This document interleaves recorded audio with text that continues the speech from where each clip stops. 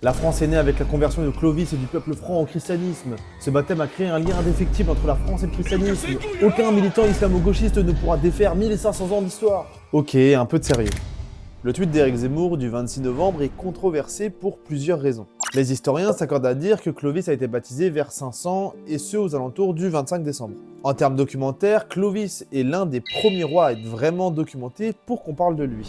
Pourtant, nos sources restent quand même très fragiles. Notre source principale est celle de Grégoire de Tours vers 580, soit quasiment 100 ans plus tard. On ne connaît pas vraiment la date précise, ni même le lieu, on nous dit Reims, mais rien ne le confirme. Donc baser la formation d'un pays sur un événement bancal, c'est quand même assez questionnable.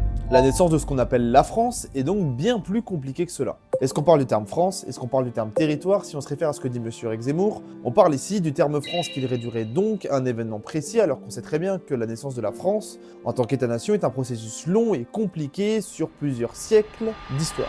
Donc qu'est-ce qu'on fait des siècles précédents? Pourquoi Éric Zemmour ne considère pas tout ce qui se passe avant Clovis? Et pour revenir à ce qu'il dit, non, le baptême ne crée pas un lien indéfectible entre la France et le christianisme. Déjà de 1, la population gallo-romaine est en partie chrétienne, et surtout, le baptême de Clovis semble être une stratégie politique pour obtenir le soutien des élites gallo-romaines. Ce baptême, dans le roman national, est donc le point de rencontre entre l'Église et la monarchie. Un mariage plutôt douteux qui remet en cause des siècles d'histoire. Il faut prendre aussi en compte le fait que l'école a pas mal déchristianisé l'histoire. Tout d'abord parce que lors de la Troisième République, on passait des trimestres entiers à raconter l'histoire des Mérovingiens, mais également que depuis le passage à la laïcité, on accorde moins d'importance au christianisme et on apprend aussi d'autres religions. Évidemment, le baptême de Clovis est un élément fondamental pour le développement du christianisme en France. Mais la France naît de plusieurs siècles d'évolution comme tout autre État-nation, avec une langue française, un État centralisé ou encore des institutions. Zemmour a une obsession pour Clovis qui, selon lui, a été complètement oublié par les historiens, ce qui est absolument faux.